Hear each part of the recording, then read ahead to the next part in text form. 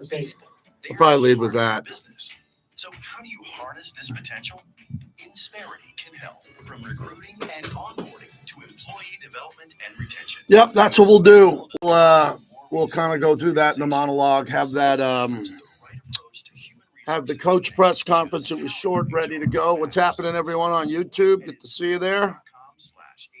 And we'll go from there. Island has some of the best food and entertainment in Vegas. Enjoy Phil's Steakhouse, a classic steakhouse that features prime cuts of meat, seafood, and Italian specialties. Treasure Island is also home to Gillies, the longtime favorite of tourists. Long night last night at Allegiant Stadium, Danny. Long night.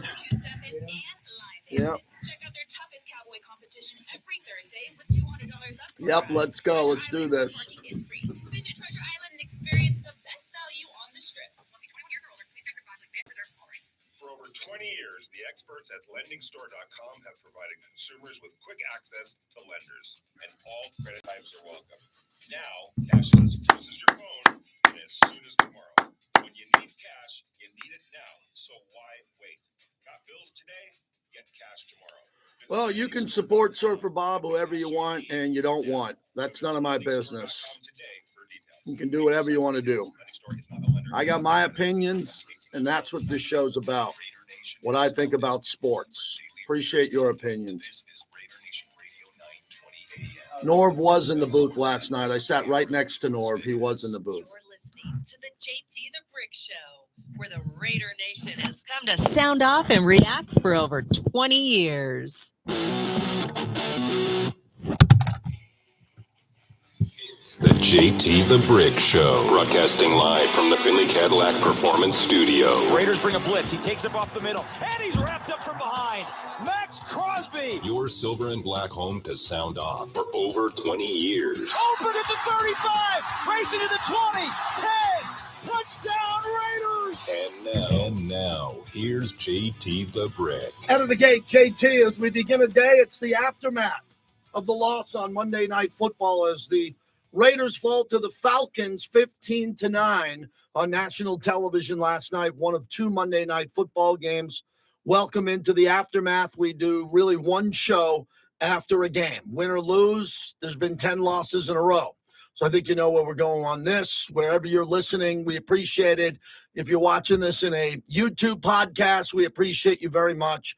Or if you're listening after the show on an audio podcast, thanks a lot. We appreciate you. You're the reason we're here, along with all of our proud partners. I'm streaming live on YouTube. You can watch what I'm doing here. You can see my body language. I'm a very big body language guy.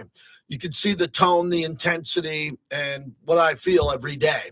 JT the Brick YT as we build that platform along with Twitter and X at JT the Brick and Facebook, where you can make some new internet friends on Facebook also at JT the Brick. So we are going through a really difficult time out here in Las Vegas with the hometown football team, the Raiders. They've lost 10 in a row. It's one of the worst losing streaks in the history of the franchise, and it doesn't look like there's any end in sight. It doesn't look like they're going to win a game because they're playing so poorly. The defense is playing hard and well, but the offense is an absolute just disaster. And it was proven there last night with over 62,000 fans, and the place was full. And I want to begin with the energy of the joint. The place was good. Last night was a good night to be in that building. There was a great vibe. Eric Allen and I host a pregame show from the Torch. We saw a lot of people, holiday festive spirits. Yeah, there was Atlanta fans there. We were not overrun by Atlanta fans. That's a fan base that's not going to overrun you. But the Atlanta fans who came saw a victory. They saw Allegiant Stadium for the first time. They probably had a good time, and they left with a win. I didn't see any anger. I didn't see people freaking out. I talked to many people at the Torch, talked to people on the field, talked to people in my season ticket seats, bopped around in the suites, talked to a couple of our partners here, and everybody knows the writing's on the table. The season's over from a win-loss perspective, from a competitive basis to try to win games to get to the playoffs. That's long gone. And now the team is playing out the rest of the schedule. They seem to be playing really hard. They seem to be highly motivated. The body language looks fine to me. They come out of the tunnel. They're fired up with music and smoke and ready to play. And they normally play, hard. The problem is the product now is as bad on the offense as I've ever seen it. And I've been here a long time. And I've studied the Raiders, and I feel like I'm a bit of the history guy on a lot of different platforms because I know the alumni. I know their years, their decades, their wins and losses. I have a pretty good understanding. I've had thousands of hours, not hundreds, thousands of hours of talking to Raider alumni, Raider players, Raider coaches, and most importantly, you, the Raider fans, as we have other fans here on the platform. And last night was so frustrating for me because all of the tanking conversation that happens, normally most of it is by fans who don't go to the games. Of course, there are fans that go to the games. They want this team to win, and they think the draft pick's going to be the end all, which I'm not going to argue with. You better believe a first pick overall is a pretty important pick. The second or third pick in the draft is massive, massive. And the Raiders are in position to get that pick. So I understand that. Doesn't mean I have to enjoy everything that comes with it. And that's the focus of the monologue, brought to you by La Casa Cigars, because we'll be there Friday for my holiday show. There'll be cigars, there'll be Remy Martin, there'll be Modelo, there'll be Woodson Bourbon Whiskey. They have Tito's there, my go-to. Everything's going to be there. It's kind of a holiday show. It'll be a little bit light in front of the Jacksonville game. And I appreciate if you come out. We'll have prizes, we'll have T-shirts, we'll have cups. We'll be giving away stuff as they do in radio remote land. Remember, I don't love the radio remote unless it's with my partners, and we're going to accomplish something. So we'll do that Friday. That's at Tivoli Village. Easy to get to, right off of Summerlin Parkway. Easy. Grimaldi's is not too far from there. Man, I'm getting everybody in here in the monologue. And please join me noon to 2 on Friday ahead of the holiday season. We'll call it our holiday show, maybe a surprise guest or two, and we'll get going. So let me tell you how frustrated I am after hosting the postgame show last night. I look at my level of intensity on the postgame show as being pretty consistent when they lose. When they lose, I get pretty aggravated. I get pretty worked up because I'm in the building. I'm in there where they just lost, and I get very frustrated, and I'm not myself. But we do a good job. The guys I work with are fantastic. We get the coach, and we play some highlights, which are low lights, and we try to go through the game and take calls and satisfy all our partners. That's what we do. Then I get in the car. And I wanted to share this because it's more important than anything that happened in the game last night. More important than anything that happened in the game last night. Throughout my career, I've told everyone not to drink and drive. I told everyone there is no reason to ever get in a car and have a sip of alcohol, because if you have one, then you'll have two, then you'll get used to two, and then you'll have four, and then you'll have seven. And then you'll say, oh my God, I got a car that can drive itself. Or it's only around the block from the tavern I go to. I can get home. No, you can't. So last night I'm driving home from the game. I got out of there about 10:25. And the way I go home coming out of the stadium is I come out of the parking lot. I get to park underneath, which is kind of cool. I come out and I get on the freeway, the 15, and then they're doing a lot of construction there. And I get on the 215 heading west towards my home in Summerlin. So I'm on the 215 West, and I'm talking to one of my friends who's a caller on the show, and we're having a conversation, and I'm in the middle lane. And as you know, they're expanding the 215 widely, right? But I'm in the middle lane, and I'm focused, and I'm driving, and all of a sudden, I see a car coming at me, coming the wrong way on the freeway. And I saw it in a distance, so I was okay. So I moved over a lane more to the right. I wasn't in the far right, but I was more towards the right of the freeway on the 215. And all of a sudden, a car came whipping by me, going about 60, 65 miles an hour in my left lane going west. It was a wrong-way driver, drunk driver, coming down, barreling down the freeway. So I instantly called 911, voice activation. The gentleman who picked up said, we're aware of this quickly. He wanted to get me off the phone. He said, thank you, we're aware of this. And I woke up this morning to find out that they caught the person. There was a massive traffic jam. They shut down the freeway. And I went home and I told my wife, what a blessing I got through the door. Because anybody in front of me on the road or behind me could have got killed by a drunk driver. So I just wanted to share that because I wasn't rattled. I was rattled because the car didn't come right at me. It wasn't close to me. But I wanted to tell everybody on the radio this story because it's really important that people now are driving the wrong way on freeways. They're making mistakes here, and please be careful. Please always be careful. It doesn't matter if it's a holiday season, the summer, holiday, whatever it is. But I definitely wanted to get that off my chest because, man, I was rattled when I came home last night. I was in bed and I was staring at the ceiling for a while going, oh my God, that was horrific. So I was coming home from the game last night. So I just wanted to say, count your blessings. Someone was watching over me last night, along with a lot of other people on the freeway. I went on Facebook today and I saw it on one of the traffic sites, and there were a whole bunch of people who I went through last night. So if you're going to get an opportunity to just be careful and think about it, and don't drive in the left lane if you don't have to. If there's no one on the road, don't be in the far lane if you don't have to, because that's where that vehicle was. So again, thank you for letting me share that story. I think it was more important to me than the game. All right, let me get back to the game and the frustration I had after what I saw. What I saw was such bad football, it pissed me off. I've been telling you as nicely as I can for months that all I want to do now is see exciting football and fun football and some plays, and for it all to be good. And I know that they're going to win or lose, but they're mostly losing. The season's almost over, so at least entertain us. Entertain us. And that would be, and the entertainment part of the game comes down to the offensive coordinator and the quarterback. So I just want to say with those two, because I don't know Scott Turner well, but I think he's doing a decent job. I think the world of Norv. Norv's got an unbelievable resume. Antonio Pierce is not calling the plays, but he's the head coach, so he's accountable. But the quarterback is what's really aggravating me around here. The quarterback bothers me around here, whoever it is, because I knew Ken Stabler well. I know Jim Plunkett well. I did a TV show with Rich Gannon this morning, and we talked about it. And I just can't get my head wrapped around the fact that the quarterbacks on this team don't want to play aggressive. They don't want to play fast. They don't want to play with a sense of urgency. Their body language overall is nothing. Like there's no rah-rah. There's no Rich Gannon in your face. There's just no throw it to the marker on third down like Plunkett.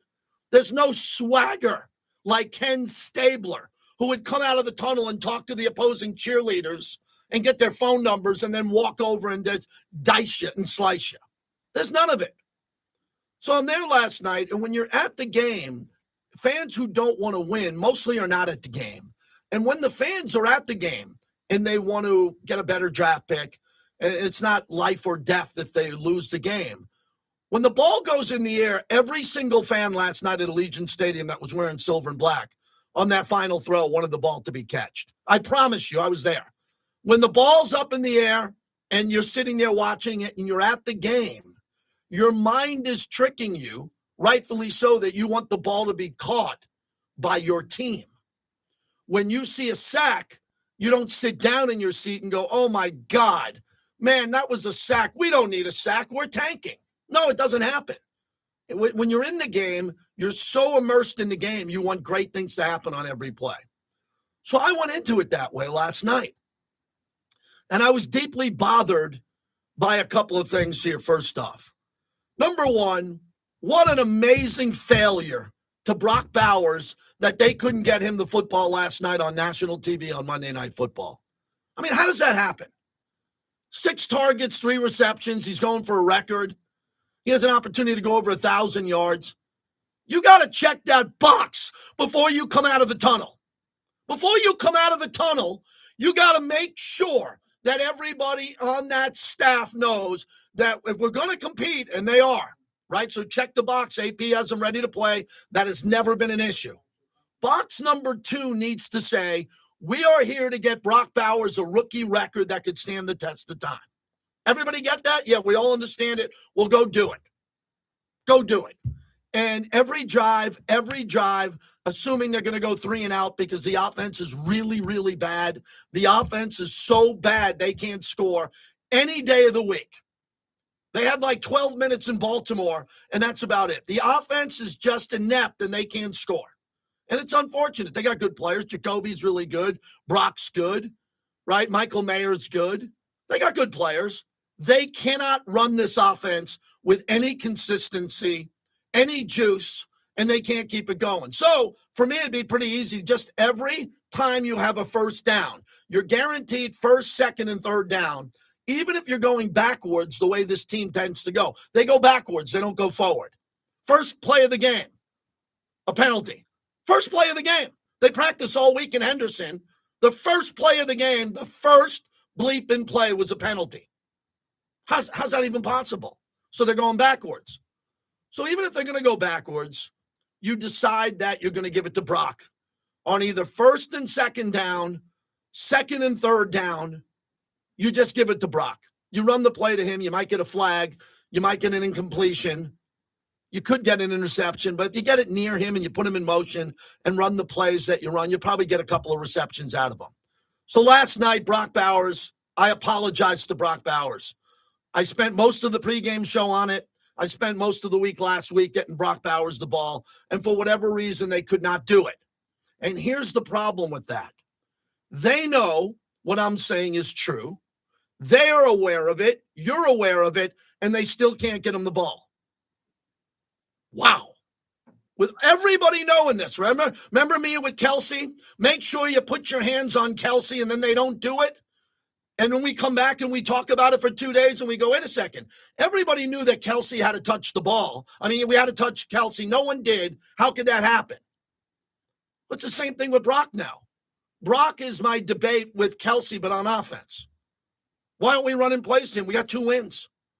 Now, if we were 7-7, I'd get it. Balance in the game, run the ball, throw it to everybody. No. It's a 2-win team. We got one player who's a shining star in this league. He's on national television once. Monday Night Football. Get him the ball, and they failed to do that. And that really bothers me today. If you're watching, you can see I am troubled by that. Number 2, I've been watching football since the 70s. Okay, born in the mid-60s, been watching since the 70s. I have seen safeties my entire life. The safeties that I'm used to seeing is a quarterback getting sacked in the end zone. That's a safety. A running back, as the quarterback's under center, the running back running it out and getting hit. Or I've seen a safety when you run a stretch with the running back and the running back's trying to get outside, which is where you often see the safety, the running back getting outside, and he gets tackled in the end zone right there. That's a safety. I've seen them all. I've never saw what I saw last night. Never. Never once in my life have I seen a quarterback in the shotgun at the goal line, an inside handoff that we all knew in the building was going to be an inside handoff. The Atlanta fans in section 418 in the upper deck knew that the Raiders were going to try to run it out of the end zone, and they do it in the shotgun. In the shotgun. And they handed it off up the middle, dead safety. We have the soundbite of that from last night, and I was in shock. I couldn't wait to get on the radio to talk about how something like this could happen. This is 2nd and 12. Down on the 5 on the clock. Ritter hands it off again. Madison doesn't get out of the end zone. Nope. And it is an Atlanta safety. The Falcons' Nate Landman got through. He was joined by Zach Harrison on the defensive line. But really, they had 4 guys back there as they tried to run across the right side. And it's 9-3 Atlanta. It was 2nd and 12. 2nd and 12. Who called that play? What was the concept behind that play? So here's what you do on 2nd and 12. You run a 5-yard out to Brock, you throw it away. 3rd and 12 or 3rd and 8, you run a 5-yard or in-route, out-route to Brock, you throw it away, you punt. Got one of the best punters in the league, you punt. Running it up the middle on 2nd and 12? What are we doing here? It's a 2-win team. They've lost 10 in a row. They're handing the ball off into the pile. How many times have we talked about handing the ball off with no passion, no vision, behind an inferior or somewhat inferior offensive line and getting stuffed? How many times have we talked about that this year? 20? So one thing I know not to be true, do not do it at the goal line. Do not. Throw the ball away. Ever remember as a kid the button hook? Danny, you remember the button hook? It's just a 5-yard turnaround. Run 5 yards, turn around, will hit you in the chest, go down. That's what you run there. And they ran that play, and I was saying to myself, oh, my God, what are we afraid of? You got to be afraid of something to do that play. You got to be concerned about something. I know Antonio Pierce didn't call that play. I know he didn't call that play, but he's the head coach. I was really bothered by that call. And then I was just in a badass mood the rest of the night because of that one play. Then the special teams blunders. Here, Atlanta, the second block punt in a football game where you got one of the best punters in all of football, and this happens again. Here come the Falcons with pressure, and this time they got it completely. It's bouncing around back at the 18-yard line, and the Falcons still bounce around. Now the Raiders have it. Oh, it's Divine Diablo coming out of the pile across the 35, and he's tripped up at the 39.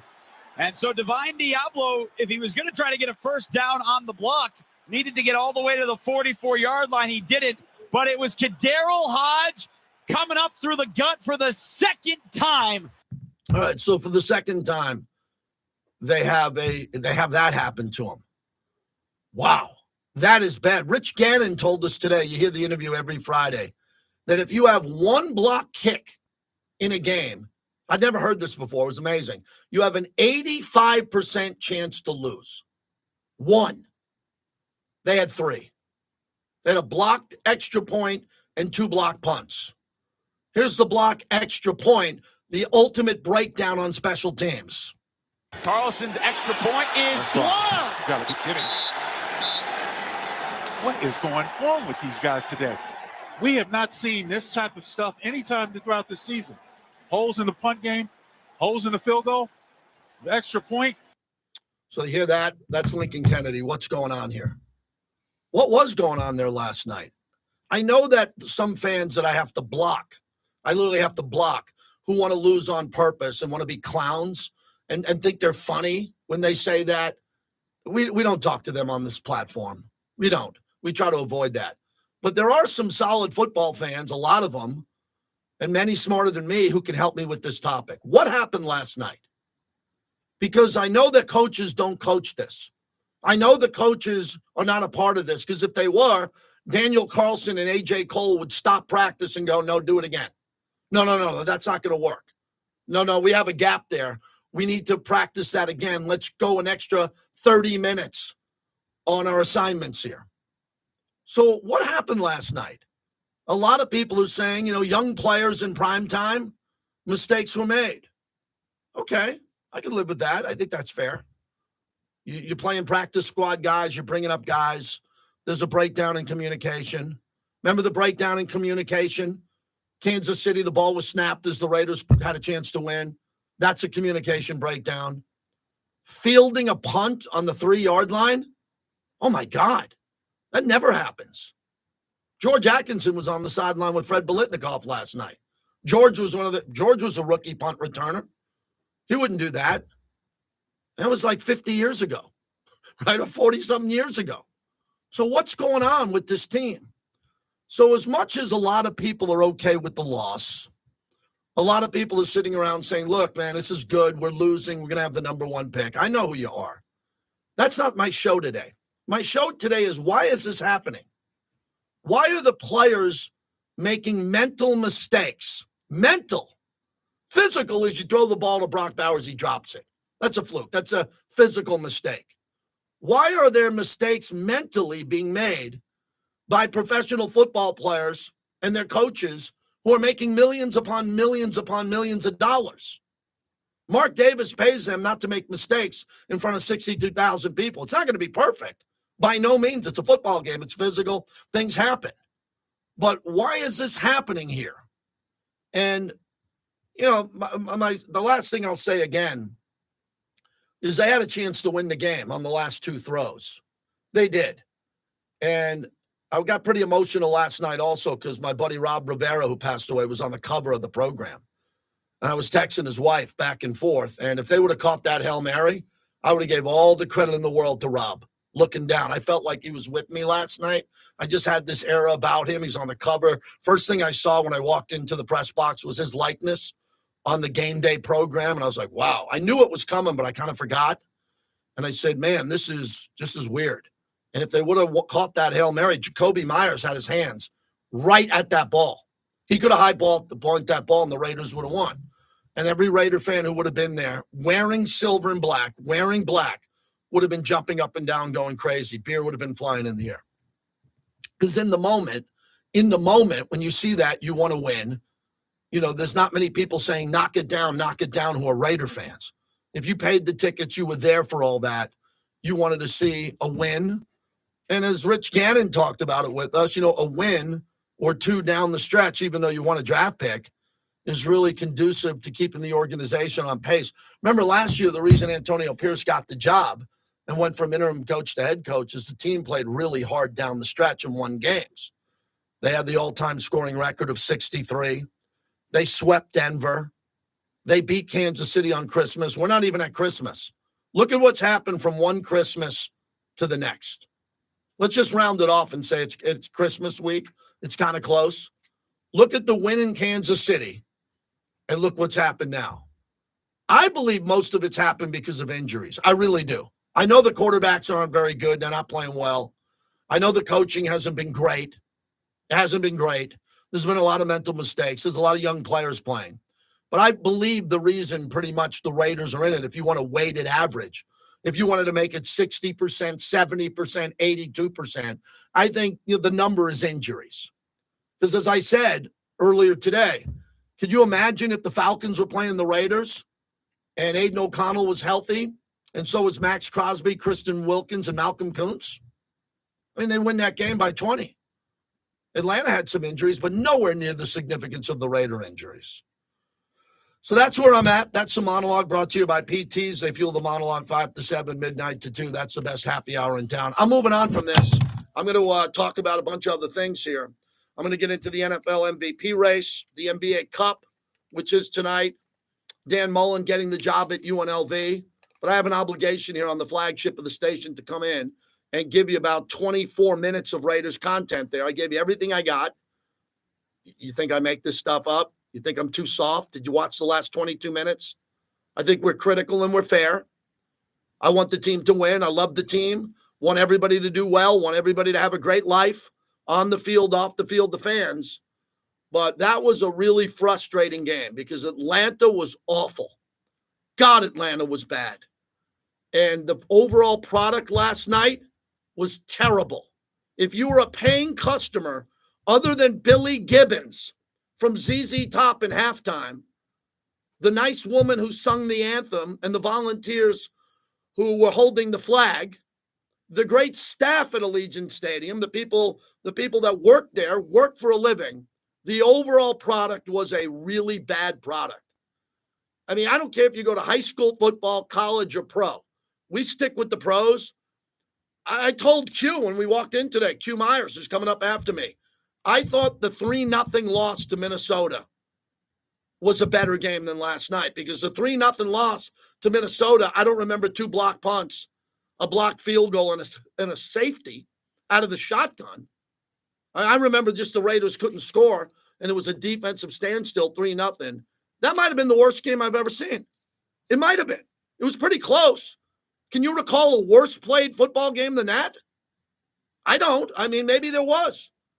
They've lost by more points. They've given up more yardage. But overall, the product from beginning, middle, and end was about as bad of a product, both teams, Atlanta and Las Vegas, that I have seen. That's a shame. It's kind of the only thing I'm hanging this show on right now is to have fun and be entertained and see a couple of Brock Bowers catches. And I didn't even get that. 702-365-9200. I keep the show open. I look for calls. Most of the callers had checked out a month or two ago. We get some of the regulars and some new ones. I always appreciate that. I got Jeff Sherman coming up from the Westgate with the odds, the moving odds coming up here with the NFL playoffs. I think that'll be interesting to talk to him. The bowl games that are coming up and all the NFL news as we'll move ahead after the 2 Monday night games and preview the upcoming week here as we begin the show. Bobby's out. Danny's in today. And wow, just want to have a good time, man, when I go into that building. Thanks to friends, family, and you, the Raider Nation, I generally have a really good time. But when it came to the product on the field, we need to hear from some fans who watched what I had watched last night and have strong opinions as we kick off the show live from Vegas.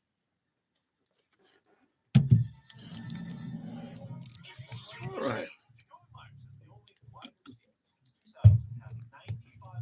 Who do I'm going to boot here? Is there any wise asses here? You know, I like using the timeout button. All right. Press the like button. Thank you, Big D.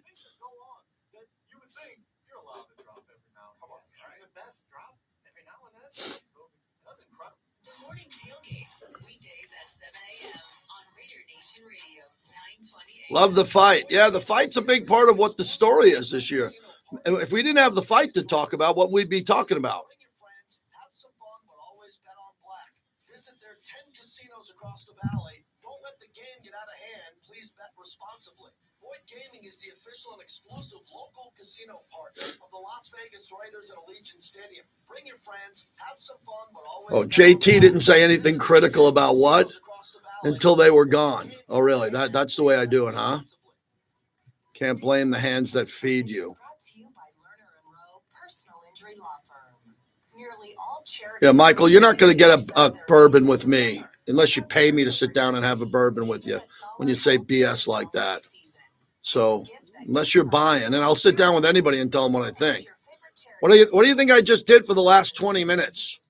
You think I gave you what I think, or do you think I was hiding something and kissing someone's ass? I think I gave you everything in that open right there. This holiday season that will last a lifetime. Come to the Diamond Store in Boca Park, the official jeweler of the Vegas Golden Knights. The Diamond Store carries one of America's largest inventories of natural and lab-grown diamonds, as well as the most beautiful fine jewelry in the city, all at the guaranteed lowest prices. When you step into our showroom, you'll see why the Golden Knights choose the Diamond Store to be their number one choice for all their diamond and jewelry needs. The Diamond Store, where Las Vegas shines brightest, in Boca Park next to Kona Grill, and at the DiamondStoreUSA.com. Yeah, appreciate the drunk driving story. It was pretty crazy last night, no doubt. Raiders, the Rebels, Pro Soccer, and Superstar Concerts. And your home for the pre- and post-game parties is the Tailgater Tavern. Less than a half mile from the stadium, the Tailgater features 24 beers on tap and killer happy hour specials and gaming promotions. Plus, the kitchen is cooking up everything from shareable bar bites to breakfast. All right. Yeah, got up early, man. Went to bed late last night. Was in the building at 8 in the morning. Rich Gannon had to go early today, so we were recording by 8:10 a.m. Went home and watched season 1. It's only one season, episode 9 of The Day of the Jackal. That show's really great with Eddie Redmayne. Really like that show. Yeah, I think I got one more left.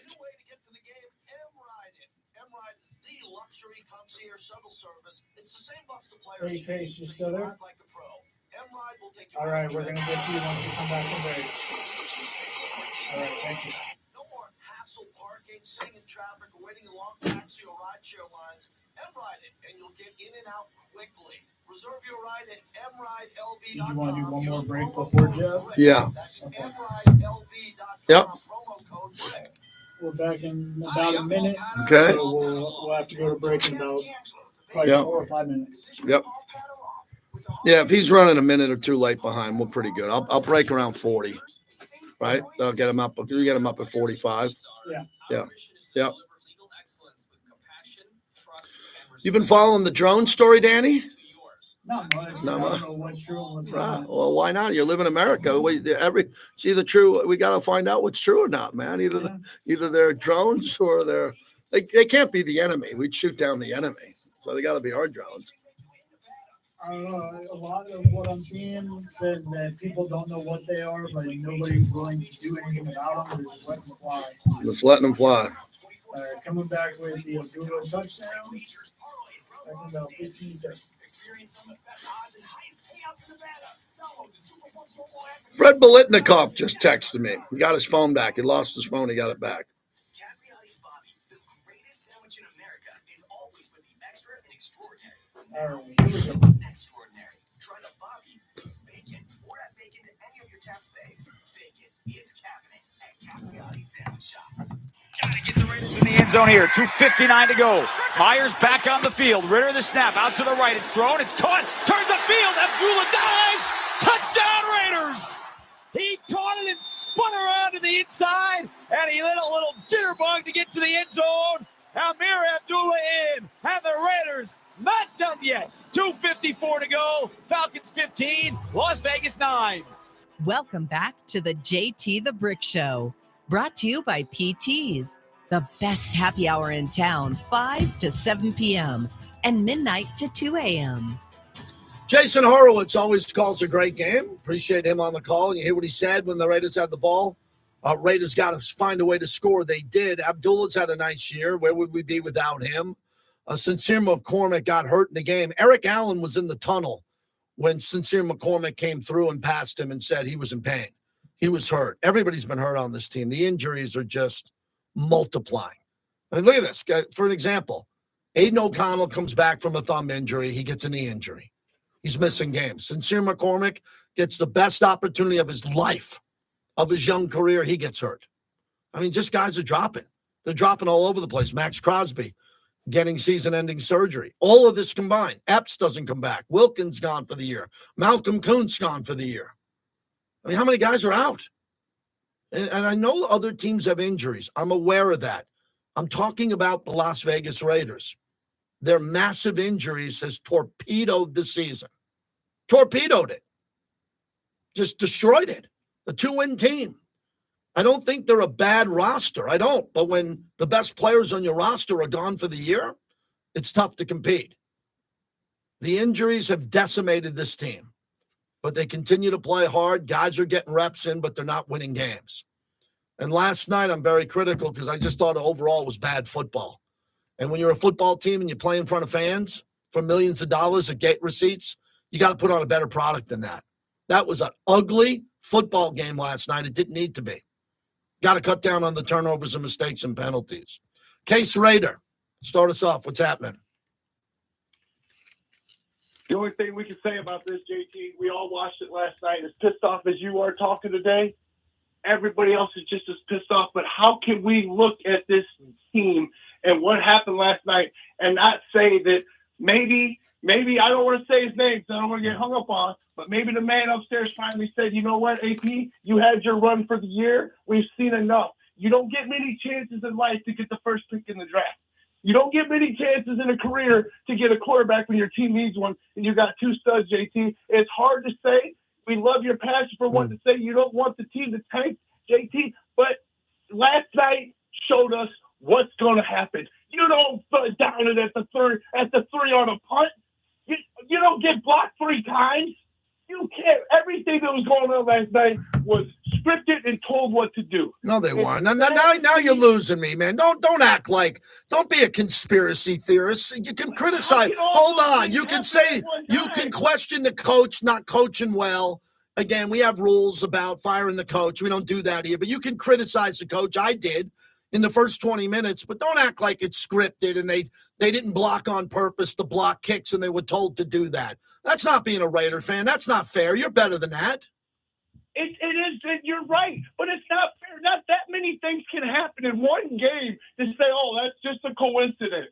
It sucks to see, but you know what? All we got to do as a Raider Nation again is look forward to next year and realizing that we have an opportunity to put some pieces in place and let's pick it up and start over again because that's what we do. Yeah, we know that, but we're not kicking off and starting over again now on December 17th. So appreciate your call, appreciate your passion, but now you're getting a little bit cuckoo for Cocoa Puffs. Now I'm dealing with nut jobs. With all due respect to him saying that the players blocked the punt on purpose. Come on. You really think they downed the punt on the 3, on the fair catch because the coach told them to lose the game? Come on. Stop with that. Give the team credit for playing hard. Give the team credit for what you want to give them credit for. A couple of players popped last night and played well. And then be very critical of the coaching if you'd like to be. It's very easy to be fair, critical of coaching. Got a 2-win team here. Coach had a press conference today and last night. He's accountable. He's accountable. Everybody's going to be evaluated at the end of the year. We know that. But to do the post-game show last night for over 90 minutes and prep the show today and be here for the first hour and have one guy call in, one guy, and he's a conspiracy theorist, you wonder why I get paid and have all these partners and do what I do. I got to do most of this on my own. I do. Because I'm dealing with conspiracy theorist nut jobs who think the team actually went out there and took direction from the coaches to fail. The way that if you want teams to tank, which I'll never be a part of, if you want a team to tank, the way you do it is the way you do it in baseball. basketball, hockey, and football. You rest the starters and don't play them. You take the starters out of the game and you put out a competitive football team with less experienced players. I am all for that. I am Captain Carter Bradley now. I actually want to see Carter Bradley. I think he might be pretty good. Carter Bradley's big and strong. His dad was a coach, is a coach. I want to see him. Now, if Aiden O'Connell, if that's his job, he's quarterback one and he's ready to go. Eric Allen and I were in the booth last night before we went to the Torch, and Aiden O'Connell was warming up on the field, and we were like, whoa, he looks good. He's rolling out, he's running, he's sprinting. I'm like, wow, Aiden looks really good. Well, if Aiden O'Connell's ready to play against Jacksonville, you got people that are all freaking out in Raider Nation. Well, that gives us a better chance to win. Well, that gives us a better chance to win. We don't want to win. So what do you think? Aiden O'Connell's in his house with his wife and dog and everybody else in his family saying, no, I'm ready to play, but I'm going to sit this one out because I want us to lose. Aiden O'Connell's not promised to be here next year. If he can start at a home game at Allegiant for the Silver and Black, he's going to start. And the coaches know he's the best quarterback available, and the coaches want to win. You think coaches are really sitting in the break room? I was in the meal room today. Brock Bowers was there, a couple of coaches. I mind my own business. You think the coaches are going home to their wives and kids saying, man, I hope we lose out? How many of those coaches do you think are going to be back that say that? Anybody? How many people do you think are going to walk around the building saying, hey, come here, come behind the hallway with me, come here? You think we can lose more and really lose another couple of games in a row? Wouldn't that be great? They coached last night. Poorly. They played poorly. They tried at the end of the game to win the game. I was in the booth behind Jason and Lincoln. The only thing separating Norv and Scott was the glass. And again, I'm not looking over their shoulders at their plays. It's none of my business. But they were coaching to win the game.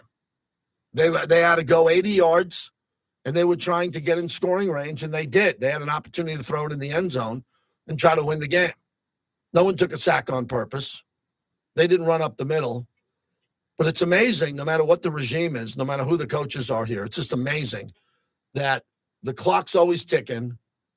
I feel like I'm the only one noticing the clock ticking in the third quarter, not the fourth. I go nuts in the third quarter. My wife doesn't even want to be near me. Doesn't want to be near me because I'm just looking at the clock, not her. I'm like, look at the clock. 3 seconds on the play clock, down 10. How's that possible? You're losing the game. Every single game, you're down double digits in the fourth quarter. And in the third quarter, you're using the entire play clock. How's that possible?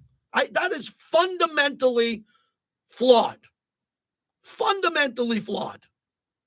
The only time this team plays fast is when they're losing by 2 scores and they don't want to burn their timeouts and they play fast. Doesn't matter who the coach is.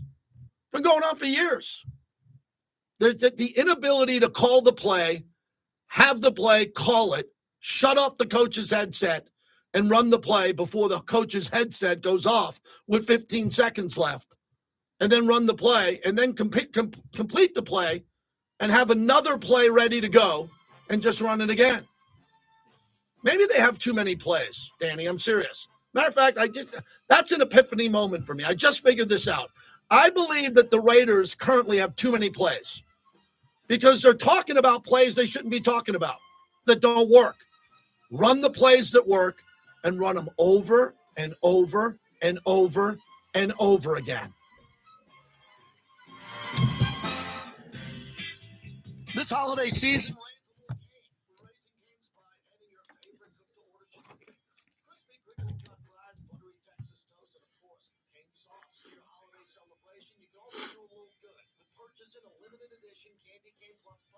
man, there's a lot of stuff trending on Travis Hunter's girlfriend.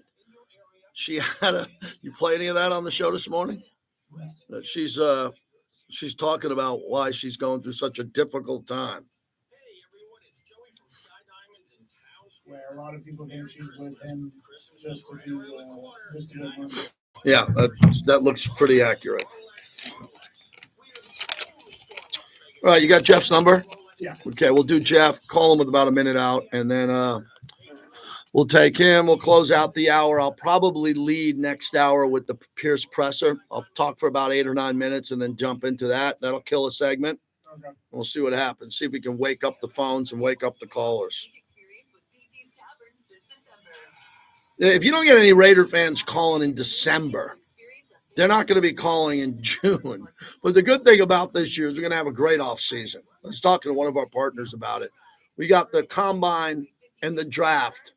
And if the Raiders have the top pick, I mean, every day we're going to be the story.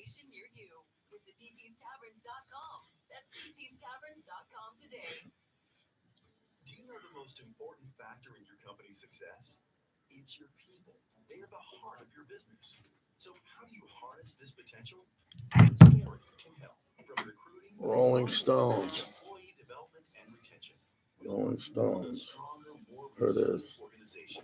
See the difference. It's about time the Stones announce another concert tour, man. Danny, I ripped up your call log. If anyone calls in, we'll just write a new one. We're sharing more love than ever before during the 2024 Subaru Share the Love event. By the end of this year, Subaru and its retailers, like Subaru of Las Vegas, will have donated nearly $320 million to charity. Subaru of Las Vegas is proud to support Red Rock Search and Rescue and Hearts Alive Village during the Subaru Share the Love event. For details, visit SubaruofLasVegas.com. It's Ash from Sam and Ash Injury Law. Did you know teen drivers are more likely to crash than any other age group? Well, that's why we've launched our Safe Teen Driving Essay Contest. Students can enter to win a 2024 Volkswagen Jetta, $5,000 in scholarships, and more. Can't get no satisfaction. Safe driving means to them. The head coach should oversee his staff. He does.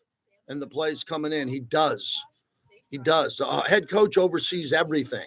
The meetings, the practices, and all that. When the game happens, the quarterback and the coordinator have to be on the same page. That's kind of how it is when you see offensive head coach like John Gruden was calling the plays and running the entire offense and running all the practices. I mean, he ran everything. He didn't run the defense. Right? When you have an offensive head coach who's an offensive coordinator, maybe you can get the play in a little bit quicker. All right, up in 30. Jeff Sherman's ready. Yep. It's the most awarded tequila. You'll immediately notice its beautiful packaging, and after just one sip, you'll experience how smooth it is. It's the Ferrari of tequila, the single highest quality. 100% all-natural handcrafted Comisario tequilas, Blanco, Reposado, and Añejo. Tequila Comisario, a proud partner of the J to the Break Show. Empty set for Cousins, looking to throw. Pressure in his face over the middle. On and picked off! Robert Spillane dove in front of the intended receiver. He caught it as he was lying on the ground. Welcome back to the JT the Brick Show, brought to you by the Black Hole. Become a member of football's most notorious fans. Yeah, thanks to the Black Hole. They did the March to Victory with Charles Woodson, who has the same Black Hole jacket that I have on today as he walked over the Hacienda Bridge with the Black Hole. Pretty exciting day yesterday, even though the Raiders lost. It's 10 in a row. Jeff Sherman joins us, VP of Risk Management over at the Superbook at the Westgate. Jeff, first off, tell me about the Raiders on the back door of that game as they got a shot at the end zone. Wasn't so much a Hail Mary, but it felt like it to win the game if they completed it. Well, even before that, when they scored a touchdown and then missed the extra point, that was a big swing for a lot of the sports books because the line was 5.5, closed 6, some places 6.5. The game ended up falling 6, so the extra point was a big deal. And then, like you said, the Raiders had an opportunity at the end there, but big missed extra point for a big swing for a lot of people. Yeah, no doubt about it. Huge game for Atlanta, even though they played poorly. Kirk Cousins is really struggling there, but they're still chasing Tampa Bay, a team they've beaten twice, but still trail them in the overall record. Yeah, and they're a large favorite this week against the Giants, laying 10. So they have an opportunity where Tampa's laying 4 at Dallas on Sunday night. So might be an opportunity because, like you said, they own the tiebreaker for the division with the 2 wins, but still 1 game behind. All right, let's move on to the card that's coming up here and the importance of this Thursday night game as we take a look at the Broncos and the Chargers. I think that both teams are going to make the playoffs unless one of the teams doesn't win a game the rest of the way. The line movement here, I see you have the Chargers as a favorite at home against Denver. Yeah, we opened this one Chargers 3. We thought that was an easy line to make, but we've seen some support early on the Broncos, and it's driven it down to 2.5 with a price. So we're sitting Chargers minus 2.5, minus 116 right now on our 16-cent line, minus 116 and even. So a little bit of early support for Denver. And, one thing I keep reiterating when I discuss with you, home field now is 2.5 points. Everyone used to consider it 3 for many years. We consider it 2.5 right now. So that's you in general or the industry? The industry The does. industry, yes. Let's move to Houston at Kansas City and how you handicap this game with the status of Mahomes going forward. Yeah, with what we saw from Mahomes' injury and a short week, we thought that percentage-wise that he more of a chance of him missing the game. So we went ahead and, the early look-ahead line had Chiefs minus 3.5. We opened it up Texans minus 2.5. And now there's reports today that, he's pushing to try to play. We'll see how the practice goes tomorrow. Slight adjustment down on the Texans to minus 2, but percentage-wise, we still feel that there's a greater chance he won't play in the game. But even if he does play, you're not going to see it get back to the Chiefs 3.5 just because he won't be at 100%. Jeff Sherman joins us, VP Risk Management at the Westgate, the sharpest book in town. I saw yesterday you tweeted it out, Baltimore minus 7 against Pittsburgh at home. Maybe the line moved a bit. Tell us about this game because it's a rivalry game. It always seems to, and I'm not a pro here, but it seems to settle, and these games are always decided by a field goal. That's a big number for the Ravens. Yeah, and it's come down to Baltimore minus 6, and some of that has to do with TJ Watt's status. We opened at 7 thinking that he might be limited or not play, but it's trending that he's looking like he might be available for it. So we've seen some support for the Steelers, driving it down to Ravens minus 6. I want to get to the Lions here. The Bears are an absolute mess. And the Lions being a 6.5 point favorite, if I'm right there, at the Bears. I understand that, but man, the injuries. I was just talking about the Raiders before you came on and all their injuries, and the Niners, it knocked them out of the postseason here. The Lions have more injuries than any team out there. Half of their defense is out. Literally more than half from their training camp roster, what they went into week 1. How are they going to hold on here? And that's a divisional game, a big rivalry game. Well, that's just the thing. It's tough dealing with all these injuries. And we had this 7.5 on the look-ahead line. We opened at 6.5 now, and with all the injuries, the defensive side, they just lost their best running back. They just keep mounting. So we just keep lowering their rating based on how many players are out, how they've struggled the last couple of weeks. They ended up beating Green Bay a couple of weeks ago, but really had to come on at the end and hold on to that game.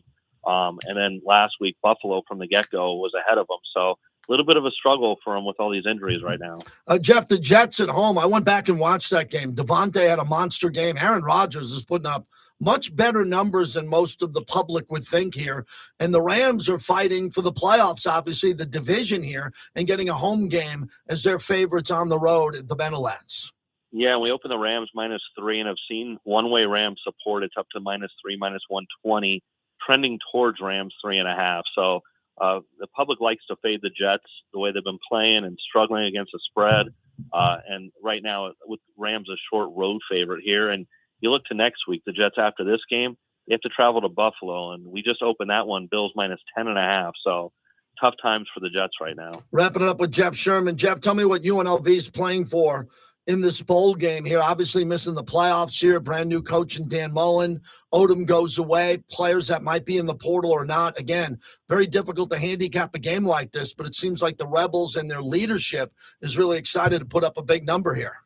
Yeah, this has been an interesting game because it opened up Cal 3.5, got as high as 5.5, and then Cal's quarterback went to the transfer portal, brought the game down to pick 'em, and then just today it went from pick to UNLV minus 2.5, some threes showing up. It looks like there's not too many players as of now that are going to the transfer portal for UNLV that look like they'll be available. So we've seen it head upwards towards 3 on UNLV right now. And the NBA Cup, I have a chance possibly to go. What are you thinking about it overall? If they had the Knicks and the Warriors here, I think it would have brought more eyeballs to it. But from a gaming perspective, what's the handle been like for you? And tell us what we got coming into the championship game. Well, in the early stages, it was just regular handle as a regular season game would go. But when they got to the semifinals, now the final tonight here in Vegas, the handle's ticked up a notch. We've seen a great response on it. For the final tonight, we've done more props. Usually we do 10 a game. We did 20 for this game. So you got Giannis points at 30.5, SGA at 32.5. A lot of involvement there. So with it being in town, we're definitely seeing an uptick in handle. And tell us about the golf event here in town and the way that, I know sharps like to play golf and gamble golf. I get that. But the public, what are they thinking about this live opportunity here? Yeah, this is pretty much the last event of the calendar year before we hit Kapalua. So we got Bryson DeChambeau and Brooks Koepka plus 150 against Rory McIlroy and Scotty Scheffler minus 170. 18-hole made-for-TV exhibition event. We've seen a lot of action on this where I opened at minus 150 plus 130. Saw some initial dog money, but today been a lot of support on the favorites, especially with Scotty coming off his 6-shot win at the Hero. Yeah, Scotty coming up the Hero win and playing with Rory. What a great match that is going to be at one of my favorite spots on planet Earth, Shadow Creek. Jeff, always appreciate you. Thanks for moving it up for the holidays. We'll talk to you after Christmas. Okay, happy holidays, JT. You too. That's Jeff Sherman. We put him, moved him up this week because the holiday week next week, I know we're going to have some. I'm doing a bunch of shows over Christmas on Mad Dog Sports Radio. I get a chance to jump in and fill in on some other time slots there. I think we're going to be off for Christmas here, Christmas week for a few days. So the schedule's going to get a little bit interesting. Q will tell you all about that. But I want to invite everybody to come with us, courtesy of Remy Martin, Friday at La Casa Cigars, noon to 2. I don't ask much. I don't. I'd love to see you, shake your hand. Thank you for the show all year long. So try to stop by between noon and 2. Parking's easy. Right there at Tivoli Village, La Casa Cigars. Sit outside. If you don't have a cigar, there'll be beverages there for everyone. All your favorite adult beverages and food, and we'll have a good time. And I want to thank people in person, and hopefully you can come out for that. Would greatly appreciate seeing you. That is Friday, noon to 2 at Tivoli Village. Thanks to, I'm going to stay here for the bricklayers, as we call them there on our live stream on YouTube. I'm going to do a reset monologue here at the top of the hour. We'll get back into the Raiders. If you went to the Raider game last night, if you went to the game and you can hear my voice, what'd you think? I thought the product was really bad. Can I get more critical than that? I thought it was a bad game. What are you most critical of with what you saw last night at Allegiant Stadium? What is something positive that you can build on? There were a couple of players in a reserve role that had a decent game. We'll get into that as we continue. JT from Vegas here, brought to you by Remy Martin. Team up for excellence.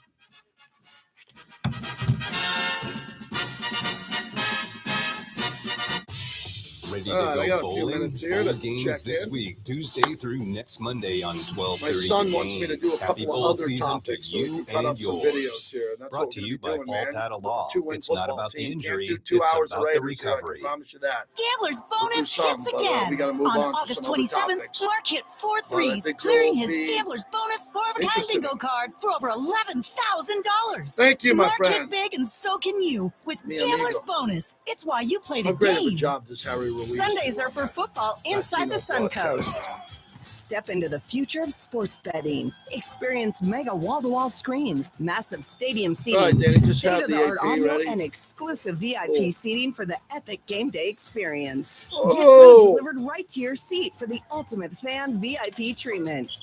Each week, join us for exclusive core swag giveaways, You were throwing with staycations, Dallas dining Clark certificates, this and weekend on more. the Colts Your sideline, Sunday home Dave. is That's a inside big the deal. sportsbook at the Suncoast.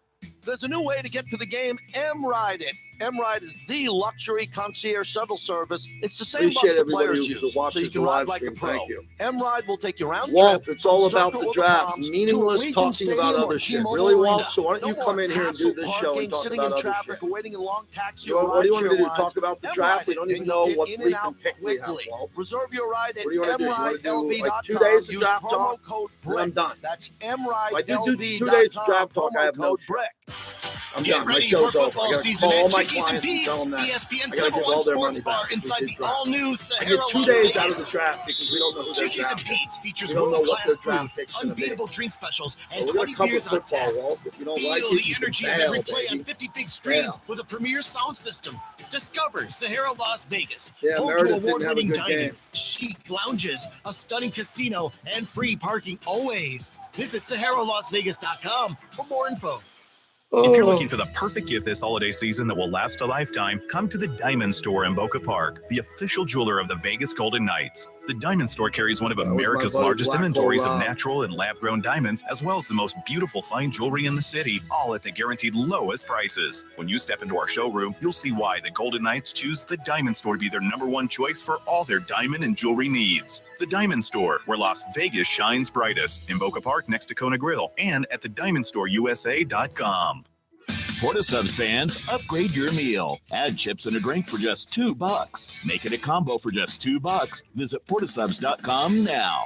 Sliced fresh sandwiches. I took a lot of good pictures last night at the game of the anthem. Hi, this is Peyton Manning. I know a thing or two about audibles, specifically when it comes to making a change during the game. You can call your own audibles with early cash out on the Caesar Sportsbook Nevada app. With early cash out, now you have the option to audible your previously placed wagers. Peyton Manning just a click. commercials on my radio Audible? show. Who would have thought Is that? this just Danny? an excuse for you to say Omaha in an ad? Exactly, Eli. Omaha. Must be 21. Gambling problem? Call 1-800-GAMBLER. Yeah. Farhan Naqvi with Naqvi Injury Law. Imagine you've been injured in an accident. Now, do you want an assembly line law firm that treats you like a number and settles early for easy money? Hell no. You want an attorney who does everything in his power to translate knowledge and experience into big bucks in your pocket. Call me now for a free consultation at 702-INJURED. If you've been hurt, Naqvi is the word. Call 702-INJURED. Modelo is an official cerveza of the Las Vegas Raiders and the JT the Brick Show. Modelo Especial is a rich, full-flavored Pilsner-style lager, delivering a crisp, refreshing taste, brewed with fighting spirits since Man, Danny doing a 1925. 2-hour radio show, no Wake up co-host. with the Morning Tailgate Fun. with Clay Baker. Weekday mornings from 7 to 10 on Raider Nation Radio 920 AM, KRLD Las Vegas. Welcome back to the JT the Brick Show, brought to you by Raising Cane's Chicken Fingers. One love.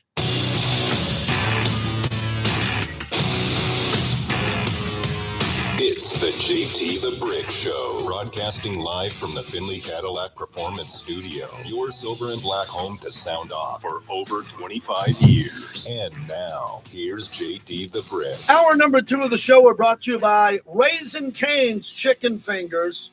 Raising Cane's, one love. You see Cane's all over the valley here.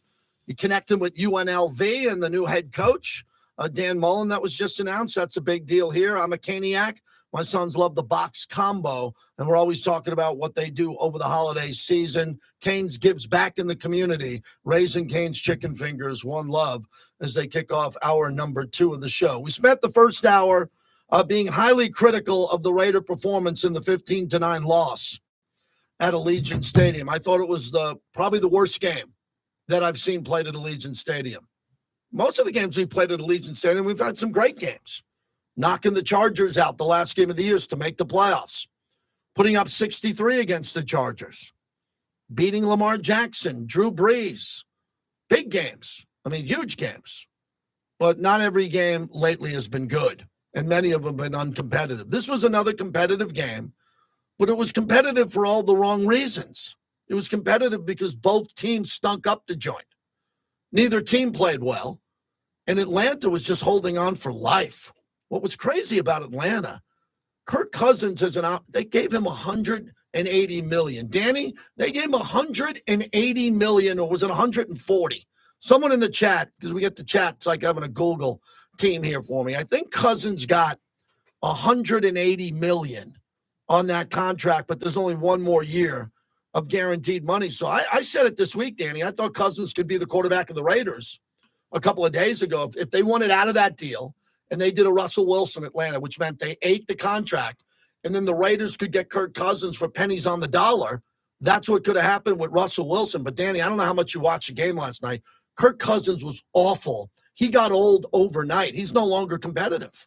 Yeah, he, in the last, was it 4 or 5 games now, he has just been a shell of himself. The first, 6 games, 7 games of the year, he looked really good, and he looked like he was on his way to earning that money. I mean, you look back in October, they had a 2-game lead in the division over the Bucs, and now they have to play catch up and hope that they can catch up to the Bucs in these last 3 weeks. Yep, no doubt about that. Hey, Vinny Bonsignor just broke this story. Janarius Robinson, of the Raiders is suspended 3 games without pay for violating the NFL substance of abuse policy. Janorius Robinson of the Raiders suspended 3 games without pay. Same thing from Vic Tafer. That is breaking news that is out there now. So when we have more on that, we'll let you know about that. So Tashawn Reed. Janarius Robinson been suspended without pay for violating the substance abuse policy. He was arrested for DUI in February. So we knew something big was going to come down here. That is a real fine. It's important. I opened up the show reminding people last night I was on the 215 West in a car, drunk driver going the wrong way on the wrong side of the freeway was coming there on the freeway I was on and went ripping by me. Okay, there's no need. The driver was drunk. They pulled him over. They eventually got him because he wasn't in the right mind. He got on the freeway, went on the wrong way of the freeway. That's hard to do. That's hard to do. And especially get on the freeway and see cars going past you, not stopping. So be careful. No drinking and driving, please. Let me get a call in here before we reset here. If you want to get through, the phones have been kind of blah today. For all the fans that went to the game, I thought there'd be more that were frustrated like me. I don't know. Maybe you're blurry now. You're just going to the games just to have a couple cocktails and tailgate. I tailgated yesterday, hung out with Joe and my buddy in the Black Hole, went over to the Masquerade, went to the Modelo tailgate, got out there early. Saw a lot of good people yesterday with a festive vibe going. Kelvin, start us off this hour on the Raider flagship. What's going on? Hey, JT, thanks for the call. Just to talk about last night's game, I'm in the same boat with you. I was disappointed in the lack of creativity on offense. Mm-hmm. Not getting the ball to Bowers was shocking. How about an end around to him or a shuttle pass, something like they used him in Georgia? Mm-hmm. I was hoping for just some creativity with Bowers. And I thought for sure we'd see 1 or 2 deep balls to Trey Tucker. I don't get why we didn't stretch the field. Just chuck it down the field to him. At least see some explosive plays. And I also wanted to see Tyree Wilson lined up at defensive end the whole game. Let's get some tape on him to see where he's at. I feel like that's still an unknown. No one's really talking about. Obviously, the development isn't there. My question to you is, right now, it's depressing being a Raider fan just because there's no hope right now. We have nothing to look forward to each game. No up-and-coming quarterback that needs the reps. I'm like you. I don't want to look towards the draft. I actually think we're going to win 1 or 2 more games with AOC plays. Who should we be maybe scouting or looking at around the NFL at other teams? You just mentioned Kirk Cousins. I know he looked awful last night, but he can play. Should we be looking at Darnold? Any couple names maybe that you could maybe recommend we should at least be looking at? Yeah, I would think that Darnold's the biggest name out there. Because Sam Darnold should be the best option for the Raiders if they don't get a young quarterback in the draft. Sam Darnold is clearly the best player available. And you look at some of the other veterans there aren't many that jump out at me that you look at and say, oh, my God, we got to go get that player. So I'm just going to leave it with Darnold. Darnold's the best option if the Raiders are going to jump in and go after a free agent quarterback. He would demand the most money. It would be the biggest risk for the money that they're going to spend because you'd have to spend them a boatload of money. I wouldn't give Darnold more than $40 million, but the market for Darnold now could be $50 million. The Raiders have that money to do a $50 million deal in free agency, but Tom Telesco's got much bigger issues than a veteran quarterback. He'd like to get a rookie quarterback, I would assume. I don't know. I haven't talked to Tom about it, but the Raiders got to sign a lot of their players. Jason Horowitz came on our pregame show yesterday from the Torch, and he reminded Eric Allen and I of how many Raider defenders or contracts are coming up. You got to field the football team next year.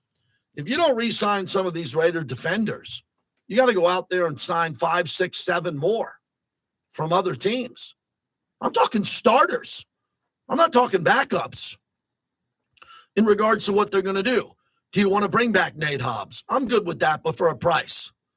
It's got to be the right price with Nate Hobbs. I bring back Spillane automatically. I bring back Trayvon Merrick automatically.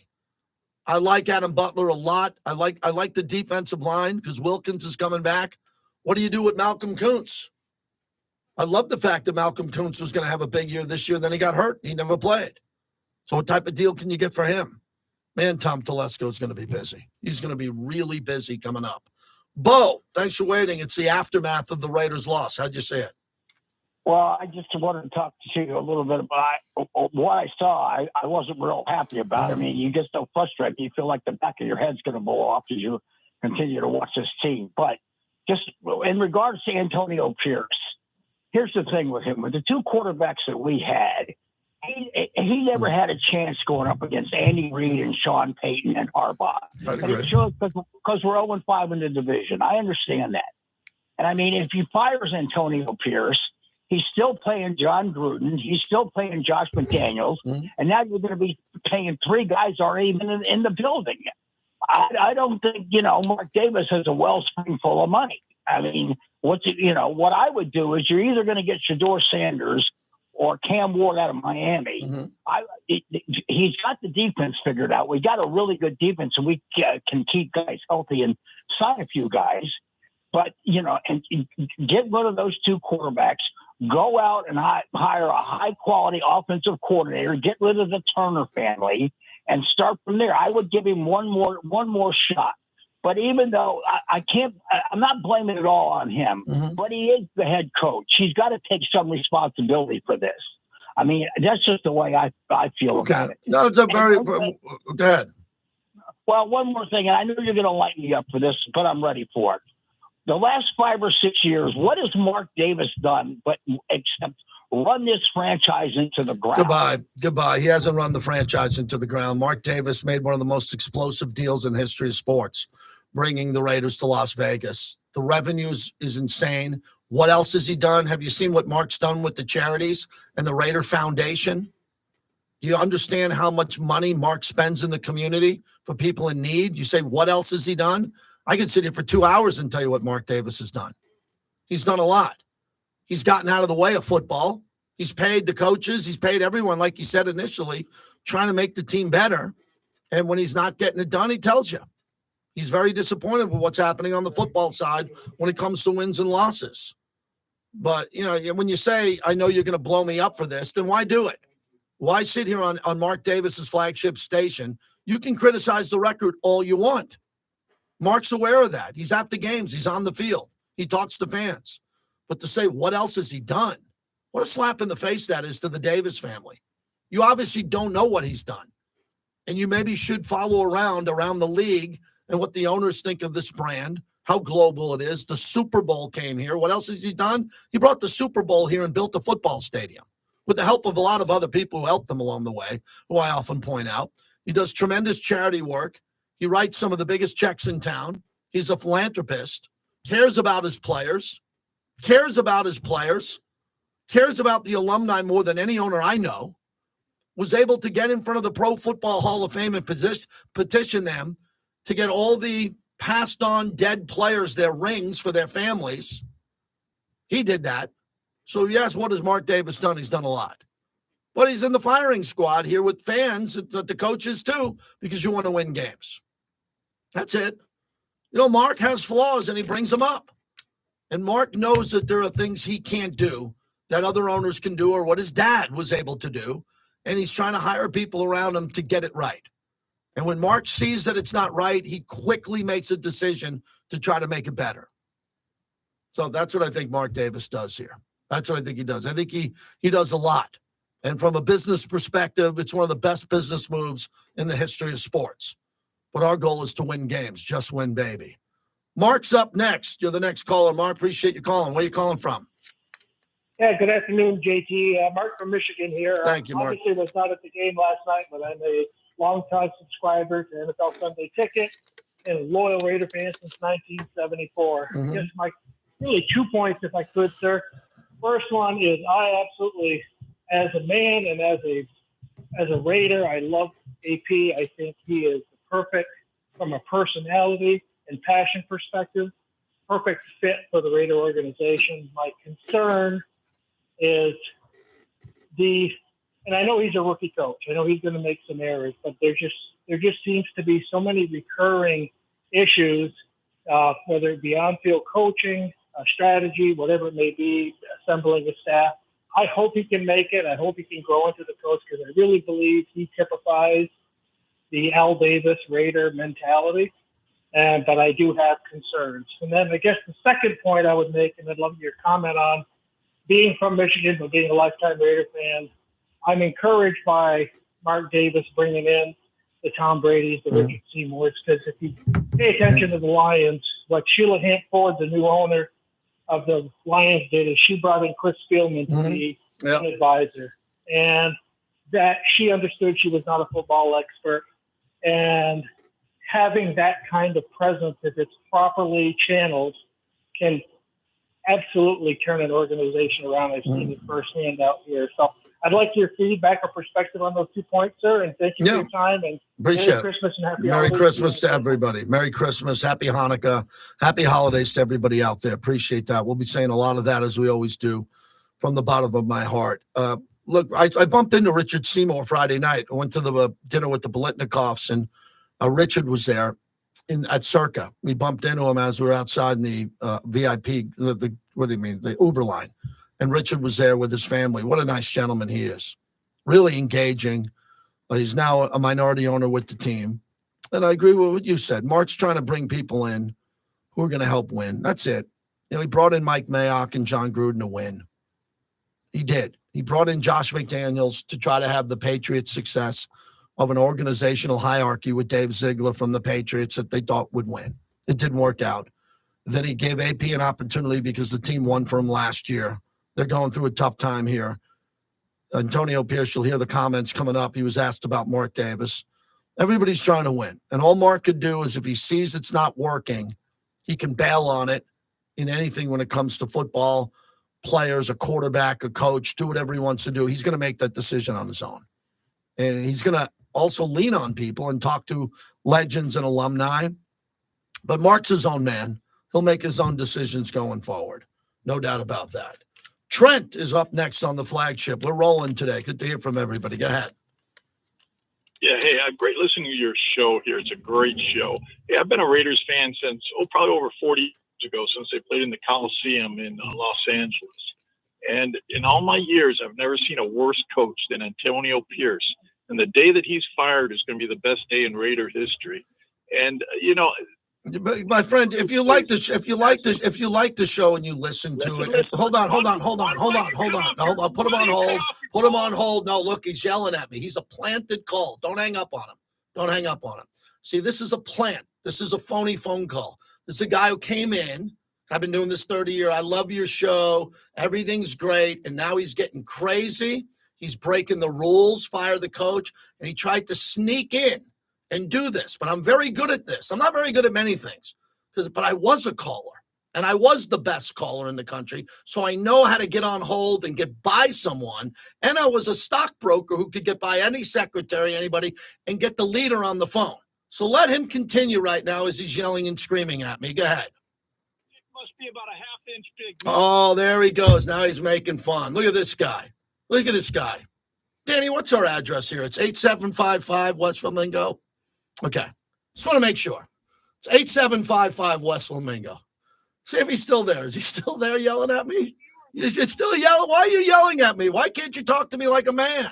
Why are you making fun of people and stuff? Why can't you lower your voice and be a man and have a Raider conversation? Well, turn him up a little bit. Lost the Raiders. So you don't like the coach? You don't like the coach? The coaching staff, and you know what it is, Mark Davis too. He needs to Goodbye. So he's an enraged lunatic. But he's a listener. And that's very important to me. He's enraged. Didn't we get past that with the election? No matter who you voted for, or no matter what side of the aisle you like. I mean, that guy's absolutely certified nuts. I love the way he tried to butter me up, man. They don't know, Danny, that we have a 7-second delay and little things like that. But he's probably very kind to you on the phone when you screened his call, correct? Oh, yeah. He just said his name was Trent, and he wanted to talk to you and get your thoughts. Okay, on the coach? But he didn't say. Oh, he just said get your thoughts. Get my thoughts. Okay, well, people should have my thoughts. I do the greatest 20-minute monologue in sports. By the end of my monologue, everyone should know what I think. Remember, you don't need my thoughts. I need yours once the show gets going. Oh, that's fun. I wait around all day to do this, man. I do. I have a great wife, 2 great sons. We don't yell at home. I'm a quiet man named John. Just at home. I come in here. We try to do some radio, try to be nice to everybody. Try to give everybody a shot. I get yelled at for taking calls. I get yelled for not taking calls. I get yelled for hanging up on callers. It's my show. If you'd like to get on, there are rules. We don't personally attack the owner and the coach or any player. We don't personally talk about their dress, their hair, their wives, their kids. We don't say anything heinous, and we talk sports. It's really a simple model that's worked. But now in sports, you don't know what you get. You got clappers. You got shows with 16 co-hosts. Everybody talking. You don't know their name. People talking who shouldn't be talking. They're not paid to talk, but they're talking. Here, you normally just have me. You get a little Danny. We give you some opinions, and we try to go on from topic to topic. And I appreciate you listening. All right, when we come back, there's a bunch of other topics I want to get to. The big one on the day is if you went to the Raider game, if you were in the building, what'd you think about the product on the field? On a scale of 1 to 10 in disappointment, it might have been a Nadia Comaneci 10 for me. It might have hit 10. It's lying somewhere between 9 and 10 on the disappointment scale. We are brought to you by the 872 Laborers, led by Tommy White, who I had the pleasure of sitting down with him last night at the game. Previously on Unnecessary Roughness. Wow. Really from the NFL Network, and the numbers game is with us. It's not actually true that analytics would say to always go for it on 4th and 1. In fact, like I have a different analytics. All right, everybody. I'm going to go one more. Man, how about that guy? That guy was a nut. The Giants. Everyone is different. Like when you watch football games with me and people say the analytics say, like sometimes Walt, I have no plan. Is that you, Don't Walt? miss Unnecessary Roughness weekdays at 2 on Raider Nation Radio, 920 AM. I'm Eli Manning. And I'm Peyton Manning. We want to tell you look about at the this Caesar guy. Look at this Sportsbook guy. Look at Nevada this guy, app and Walt. Caesar's Rewards. Getting You real can instantly mean and real redeem your Caesar's personal. Reward credit for sports Wi-Fi bets right on Willie's the app. wife You can also has use the 71 Caesar's subs. Reward Great. What does credits she do? earned on the app How many for subs meals do and you have, Walt? experiences at 15 resorts across How do you the know state, he was a including nut? the Bacchanal Buffet. I didn't at let Caesar's him talk. Palace. Yeah, I did. I let him Tier talk. Walt. credits He started with your screaming wagers at on the me. Caesar Sportsbook Nevada app. You can unlock free Get rid of parking Walt. and much more. How long you want to Must put be him in 21. timeout, Gambling everybody? problem? This Call psycho named 1-800 Walt. Gambler. Let's give him a But turn him out often 24-hour with Battleborn timeout Injury until he grows up. When you're injured, Here you you go, don't Walt. just need a lawyer. You need a partner who understands what you're going through. Walt's At making Battleborn, fun our of attorneys my, don't just handle your 5,000 case. plus We walk beside you every subscribers. step There's of the way. We some- meet with you some gal personally has from more day than me. one. That's We nice. actually answer your calls, and we keep you informed. Don't settle for a law firm that ignores your calls and makes you feel like a burden. Choose Battleborn Injury Lawyers. Call 766-1400 for a free consultation. That's 766-1400. Thank you, Danny. At Battleborn, your battle is our fight. Make sure you tune in to Unnecessary Roughness every Tuesday at 3 p.m. to Well, hear we all have the things Shadow NFL Creek from the Golf Hall of Tournament Famer today. John We McClain. have Brought to you by Coors NBA Light. Cup. Choose chill, an official That's a beer of big Raider deal. Nation. Is the Celebrate nights around? responsibly. 2024 Coors Brewing Company, Golden, Colorado. Patty Davidson here from BetMoneyHoney.com. Would you like to become an educated sports fan that also knows how to place a bet? How about a library of how games are played, how to make bets, and hot picks of the day? Join me at BetMoneyHoney.com. Hey everyone, it's Paul Joey Walt, from right, Sky right, Diamonds Paul in Town Walt. Square. Christmas is right around the corner, and I have Walt had one some word good for you. takes. Yeah, Rolex, sure did. Rolex, Rolex. We are the only store that has 20 new Rolexes in stock. So run to Sky Diamonds before they're all gone. Okay, I have to tell you. I was just looking on eBay. I'm not where biased I at go all, for man. I'm kinds very of things I critical. love, These and are there it the was. shows that I like the Hologram most. trading card. Because One I of the quiet all rarest, the the last one I a-holes needed who for my think I'm a set. shill and I Shiny like just, the Designer you know, handbag of my protect the dreams. team and all that. One If of a you listen kind. for an They hour had and it. 21 Now minutes today, everyone's asking. you know how critical I Where'd am. you get your- Once you Thank you, Ryan. You eBay know how has critical all the I parts am. that fit my car. But some No people more on the noise. outside get really Just angry with beautiful. me when their personal life Whatever you is love, troubling, find it on which I get, eBay. or the eBay. team is losing. Things people They take it out on Treasure me, Island has some of which the I'm best okay food with. and entertainment in Vegas. Don't take it Enjoy out Phil's on your wife Steakhouse, or your a classic husband, or don't steakhouse that take it out features on your prime kids, cuts of take it meat, out on me. seafood, and Italian Right, Ryan? specialties. That's what I'm Treasure gonna do. Island is also home to Gillies, a longtime favorite of both tourists and locals. Appreciate a you, Randy. honky-tonk Thank you. atmosphere with live music and dance floor for two-step. Yes, let me turn down those radio ads. I apologize for that. Apologize for it. Sometimes I forget we have to use this to listen to the radio until we figure this whole thing out in here. Yes, a lot of aggro callers today.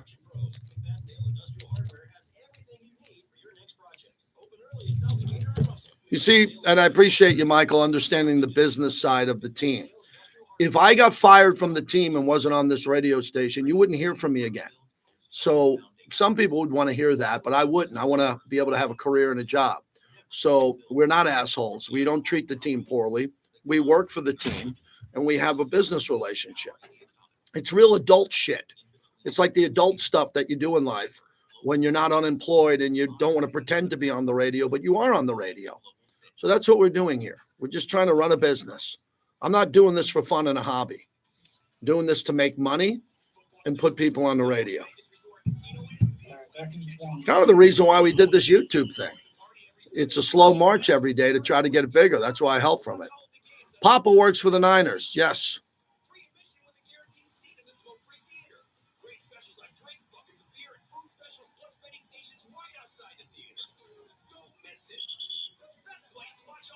All right, fellas, from 165 out. 165. All right, here we go. Second shot. Both of his kicks last week in Tampa Bay. This officially will be a 52-yard field goal lined up from the right hash mark. Good snap. Cole puts it down. Carlson's right leg is into it, and that is right down the boulevard. Welcome back to the JT the Brick Show, brought to you by the De Casta Verde Law Group. If you get injured in an accident, call 702-222-9999. Thanks to the De Casta Verde Law Group, Alex and Orlando De Casta Verde, and hopefully their staff will be there with us on Friday, some of their law clerks and people behind the scenes and attorneys, as we'll be broadcasting live from Tivoli Village from noon to 2. So if you're all worked up, come have a beverage with me live at Tivoli Village. I'm sure Mike over there will accommodate you there. So, yeah, a lot of callers are worked up today. As I said in our chat, we're live during the breaks on YouTube at JT the Brick YT. Don't take it out on your wife or your husband or your kids. Take it out on me.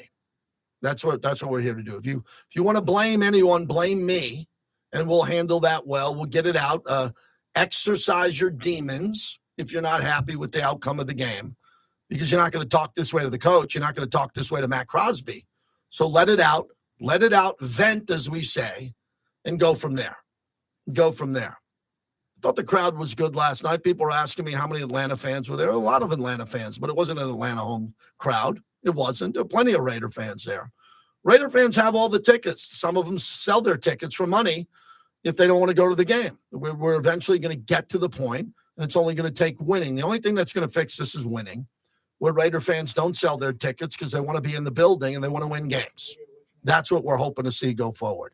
If you want to change this, I think the first 5, 6, 8 years, most of the fans who've never seen their team play in Vegas or like to road trip to Vegas are going to come out here and see their team play.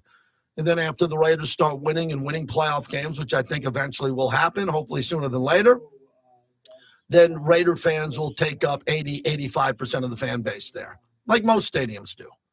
You know, no stadium has 100% of their fans or 90%, maybe just Buffalo and Green Bay, but I know a lot of people who buy tickets to go to Green Bay as a bucket list.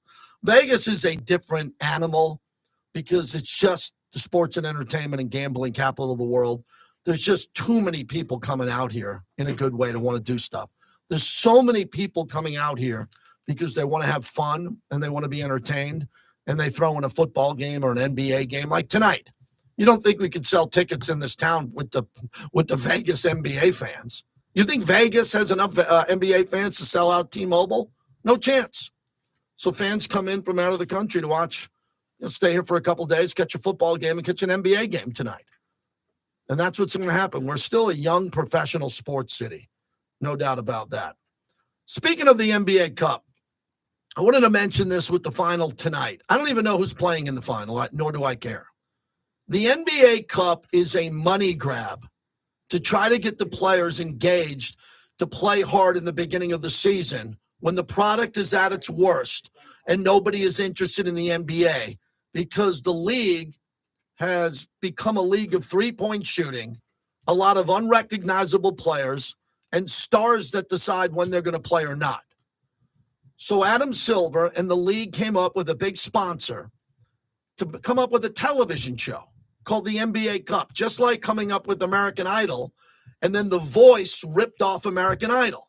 Well, the NBA is ripping off European soccer, because in soccer overseas, they have trophies during the season before the big trophies at the end of the year to win the premiership, to win your La Liga, to win the big trophy. They have smaller trophies to engage the players and to give them competition early in the season to play hard. And the NBA Cup is doing this reward system to bribe the players. And it's not wrong. They're bribing the players to play for this fake trophy that eventually might be worth it someday, to play hard and not load manage and not take nights off. In turn, it's also there. It's also there to get fans interested in tougher competition because the players are going to make money if they win this trophy. So tonight in Vegas, whoever wins the NBA Cup, those players are going to get a bonus. They're going to make money. So they're going to play faster, harder, because they want the cash. That's all it is. Now, I would have went if my Knicks were there. If my Knicks made it to here, I would have went tonight. But I wouldn't have cared about the trophy and the banner. I just wanted to see the Knicks play. If the Warriors were here to step with Steph Curry, I don't think Steph would have cared about the trophy at all because he cares about the big trophy, winning it all, the Larry O'Brien. It's a money grab. So as kids get younger and they don't have the backbone maybe yet because they're young, they're used to playing other sports or video games, or they're looking at their phones and they have an attention span of 2.5 minutes instead of 2.5 hours, right, to go to a game. The NBA Cup is perfect. They paint the floor. They make the floor look like a, say it with me, video game. The players play like a, say it with me, video game. They don't pass. They don't do anything other than shoot threes like a video game. It's the perfect eye candy to get people to buy into something that isn't here. This NBA Cup doesn't mean anything. It's just a television show. They needed more TV. So their TV partners who feel ripped off year-round because any night you turn on an NBA game, the stars are off. They're either injured or they're off. This is added value that the NBA gives their television partners to say, yeah, our sport's not what it used to be. We got some problems. It's more expensive. We're asking you for more money as our television partner. We'll throw in a wild-looking court, a couple of games in Vegas. We'll give the players a little bit of money, and we'll ask you for more money when this current television deal expires. That's the NBA Cup. Mike at La Casa Cigars, he was listening, and he's calling in. How are you, Mike? How you doing, JT? Look forward to seeing you Friday, man. How are we set up? Looking good? Yeah, we're looking good. Getting ready to get that all set up for you. You know, I was at the game last night. I'm a big fan. I've been a fan forever. You ask on a scale of 1 to 10, I'm probably a 9.5. This was the first time I ever thought about leaving before the game ended. First time in the history of me being a fan was that I ever had that feeling. It was just not good.